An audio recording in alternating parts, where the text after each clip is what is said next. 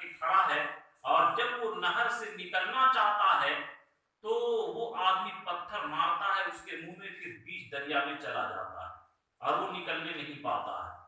میرے دوستو، جو لوگ ڈاکٹری کام کرتے ہوں گے تو وہ تھوڑی دیر سوچی کہ خون نکل جائے تو کتنا گھین، کتنا الٹی ہوتی ہے، اور سوچی کہ اتنا بدبودار خون کے نہر میں کھڑا ہوگا، پتھر مارے گا اور وہ وہیں رہے گا، تو اللہ کے رسول فرمایا کہ یہ کون آدمی ہے؟ تو فرمایا کہ آپ کی امت کا وہ آدمی ہے جو سود کھایا کرتا تھا، انجیش کھایا کرتا تھا۔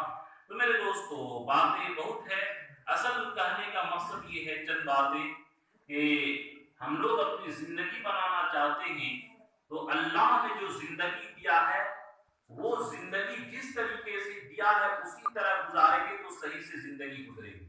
جیسے مثال کے طور پر آپ لوگ فریج خریدتے ہیں، کولر خریدتے ہیں، واشنگ مشین خریدتے ہیں، تو کمپنی جس طریقے سے چلانے کے لیے کہتا ہے اسی طرح چلاتے ہیں یا اپنے من سے چلاتے ہیں؟ کمپنی کے مطابق چلاتے ہیں نا، اپنے من سے چلائیے گا تو چلے گی۔ یا اسی طرح گاڑی چلانے والا گاڑی جو دیتا ہے کمپنی، وہ کمپنی آپ کو بتاتی ہے کہ چڑھان میں 1 گیئر میں چڑھانا اور شروع گاڑی 1 نمبر سے اٹھانا، اب ہم 4 نمبر لگا کے اٹھائیں گے تو گاڑی اٹھے گی۔ تو میرے دوستو، جب ایک معمولی سی گاڑی بنانے والے کے اصول کے خلاف، ان کے قانون کے خلاف چلائیں، گاڑی نہیں چل سکتی ہے، تو جو زندگی اللہ نے بنائی اور جو زندگی اللہ نے دی اور وہ زندگی خوبصورت بنانے کا نمونہ دیا کہ جناب محمد رسول اللہ کے نمونے پر چلاؤ، تمہاری زندگی اچھی گزرے گی۔ زندگی پیسوں سے اچھی نہیں گزرے گی، بلکہ زندگی رسول کے طریقے پر چلنے سے صحیح گزرے گی۔ تو یہ کب ہوگا؟ جبکہ ہم رسول اکرم صلی اللہ علیہ وسلم کی یہ اطاعت کریں۔ حضور صلی اللہ علیہ وسلم اتنی غربت میں کہ اللہ کے رسول نے اللہ کے رسول کو بادشاہت پیش کی گئی تھی کہ اللہ کے رسول بادشاہت اور نبوت نے یا فقیری اور نبوت نے، تو ہم غریبوں کی اللہ کے رسول لاج رکھنے کے لیے کہ میری غریب امت کو صبر ہو کہ میرے رسول یہ نہ سوچے کہ میرے رسول تو بادشاہی کی زندگی گزارے، ہم لوگ کیسے اس زندگی میں دین پر چل سکتے ہیں؟ ہم غریب، دیکھیے ایک آدمی کے پاس پیسہ نہیں ہے، وہ روکھا سوکھا کھا لیتا ہے، اتنا بڑا کمانے ہے ہی نہیں تو کھائے گا کہاں سے؟ لیکن ایک آدمی کو دیا جائے اور پھر وہ نہ کھائے، اللہ کے لیے ٹھکرا دے، تو اس آدمی کی کمال کی بات ہے۔ اللہ کے رسول ہم غریبوں کے لیے روکھی سوکھی زندگی اور غربت کی زندگی، فاقہ کی زندگی، ہم غریبوں کے صبر کے لیے کیا اللہ کے رسول اپنائے تاکہ میری غریب امت کو صبر ہو۔ میرے رسول ہمارے لیے اتنی قربانی برداشت کیے اور ہم عیاشی کی زندگی کے لیے رسول کے خلاف بغاوت کرے یا اپنی عورتوں کو گھر سے نکال دے؟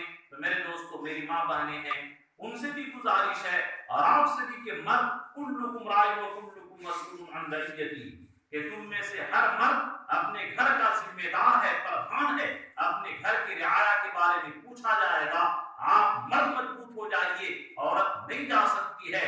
میں ماں بہنوں سے بھی پردے میں وعدہ لینا چاہتا ہوں کہ اس دھندے سے وہ توبہ کریں، اور آپ سبھی لوگوں سے بھی میں وعدہ لینا چاہتا ہوں کہ اس اللہ کے گھر میں کہ غلطی ہو گئی، غلطی ہونا کوئی عیب کی بات نہیں ہے، گناہ ہو جانا کوئی عیب کی بات نہیں ہے۔ اللہ کے رسول خود فرمائے کل بنی آدم خطاؤون، تمام انسان بہت زیادہ گناہ کرنے والے ہیں، نبیوں کو چھوڑ کر، نبی کو چھوڑ کر ہر ایک سے گناہ ہوتا ہے، سب لوگ گناہ گار ہیں، یہ اللہ کے نبی فرمائے۔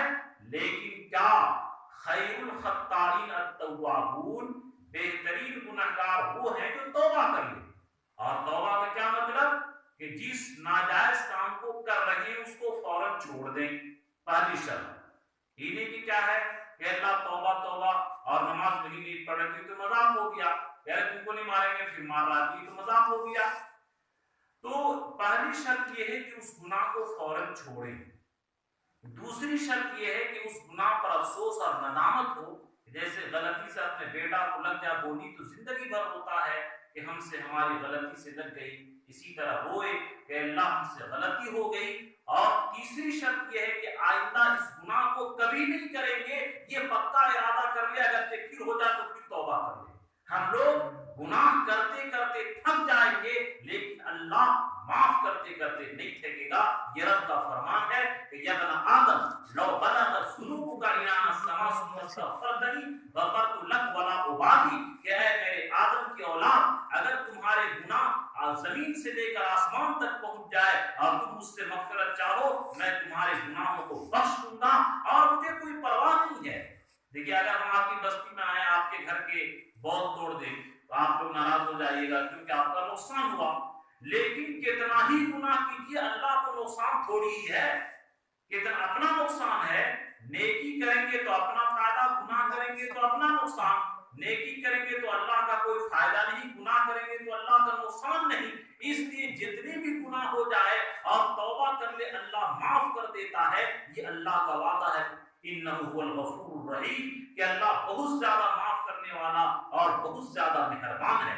اپنے طرح ہم لوگ اللہ کو نہ سوچیں، ہم لوگ تو چونکہ انسان ہے، کمزور ہے، فقیر ہے، غریب ہے، نقصان ہوتا ہے، اس لیے دل میں کانٹا باقی رہتا ہے، لیکن اللہ کا معاملہ ایسا نہیں ہے، لا ابالی، کہ میں ذرا بھی پرواہ نہیں کرتا ہوں۔ تو توبہ کے لیے کتنی شرائط ہیں بولیے، آپ لوگ یاد رکھتے ہیں کہ نہیں؟ پہلی شرط یہ ہے کہ فوراً گناہ کو چھوڑ دیں، دوسری شرط یہ ہے کہ افسوس اور ندامت ہو، اور تیسری شرط یہ کہ آئندہ نہیں کریں گے، یہ مکمل ارادہ ہو۔ تو اس کو توبہ کہتے ہیں۔ اس توبہ پر کیا ہوتا ہے؟ اللہ تعالیٰ فرشتوں پر خوشی مناتے ہیں اور بے انتہا اس کو اللہ تعالیٰ نوازتے ہیں۔ من لزم الاستغفار، کہ جو آدمی توبہ اور استغفار اور مغفرت طلب کرے، جعل اللہ له من كل ضيق مخرجا، اللہ اس کو تمام پریشانی سے نجات دے دیتے ہیں۔ وَيَرْزُقْهُ مِنْ حَيْثُ لَا يَحْتَسِبُ، اور ایسی جگہ سے رزق دیں گے جہاں سے وہ گمان بھی نہیں ہوگا، ہم سوچے بھی نہیں ہوگی اللہ تعالیٰ کھیت سے اتنی آمدنی دے دیں گے۔ صحابہ بارے میں نہیں کہ چوہا لا کر کے اشرفی لگا دیتا تھا گھر میں، ایسے رزق اللہ ہم کو بھی پہنچا دیں گے اگر ہم لوگ توبہ کر لیں۔ تو بہرحال غلطی ہو گئی سے ہو گئی، کہ یہ بھی ہے کہ جب کسی قوم کے اندر یہ زنا اور سود پھیل جائے تو اس قوم کے لوگ اللہ کے عذاب کو دعوت دیتے ہیں۔ میرے دوستو، اللہ کے عذاب سے بچنا ہے۔ تو اس لیے میں پہلی بات یہ وعدہ لینا چاہتا ہوں کہ تمام ہماری ماں بہنیں جو سننے وہ بھی، اور آپ بھی تمام مرد حضرات ارادہ کیجئے کہ 5 وقت کی نماز ہم انشاءاللہ جماعت سے پڑھیں گے۔ آپ چاہیے انشاءاللہ 5 وقت کی نماز پڑھیں گے، اور اگر گرا دیجیے، اور نعوذ باللہ اگر ہمارے گھر سے عورتیں اس دھندے کے ساتھ جڑی ہوئی ہیں، سود کے کاروبار کے ساتھ، ہم بھی رکیں گے اور ہم اپنی تمام عورتوں کو روکیں گے انشاءاللہ۔ انشاءاللہ یہ مرد مضبوط ہو جائیں گے، عورتیں خود بخود رک جائیں گی۔ میرے دوستو، آپ لوگ سننے کے موڈ میں ہیں، لیکن چونکہ وقت 9 بج گیا، اور انشاءاللہ پھر یہ کیا ہے، موقع آئے گا، باتیں کتنی بھی ہو، اصل چیز ہے عمل، کہ آپ لوگ کے سامنے یہ موٹی باتیں ایمان کے بارے میں سوچئے کہ مسلمان اگر ایک رکشہ چلانے والا ہو اور بالکل غریب ہو، کالا کلوٹا ہو، ہاتھ پیر کٹا ہو، لیکن ایمان والا ہو، اور پوری دنیا کے لوگ بڑے خوبصورت اور سب کے سب مودی جیسا بادشاہ بن جائے، لیکن اللہ کی نگاہ میں ایک غریب مسلمان کی جو قیمت ہے پورے آسمان اور زمین کافر سے بھر جائے تو اس ایک مسلمان کے برابر نہیں ہو سکتا ہے۔ یہ اللہ ہم کے نزدیک ہماری قیمت ہے۔ قرآن نے صاف کہا، ربما یود الذین کفروا لو کانوا مسلمین، کہ کافر لوگ تمنا کریں گے کاش کہ میں بھی مسلمان ہوتا۔ جس طریقے سے کوئی مسلمان نہیں کہے گا کہ میں کاش کہ کافر ہوتا، بلکہ تمام کافر یہ کہیں گے کاش کہ میں مسلمان ہوتا، اسی طرح میرے دوستو قیامت کے دن جتنے مالدار ہیں وہ سب کے سب یہی کہیں گے کاش کہ میں غریب ہوتا، لیکن کوئی غریب نہیں کہے گا کاش کہ میں مالدار ہوتا۔ یعنی غریبوں کی جب حساب کتاب آسانی ہوگی، جس کا رزق کم اتنا اس کا حساب آسان، اور جس کا جتنا زیادہ مال اس کا اتنا۔ دیکھتے ہیں کہ بڑے بڑے منتری لوگ کیسے ذلیل ہو کر کے جیل جاتے ہیں، گھوٹالا کرنے پر ان کے پاس پیسے زیادہ ہوتے ہیں، اور غریب آدمی ہم لوگ کے فوراً حساب ہو جائے گا۔ تو تمام مالدار تو کہیں گے کہ اے اللہ کاش کہ میں دنیا کے اندر غریب ہوتا، لیکن کوئی غریب نہیں کہے گا کہ کاش کہ میں مالدار ہوتا۔ غریبوں کی قیمت قیامت کے دن پتہ چلے گی۔ تو اس لیے میرے دوستو یہ غربت اللہ کو پسندیدہ ہے، اور غربت کے اندر آدمی ہلاک و برباد نہیں ہو سکتا ہے جبکہ رسول کے دامن کو تھامے ہو۔ اللہ ہم سبوں کو اپنے ایمان کی اعمال کی قدر کرنے کی ایمان پر خاتمہ نصیب فرمائے. آمین. وآخر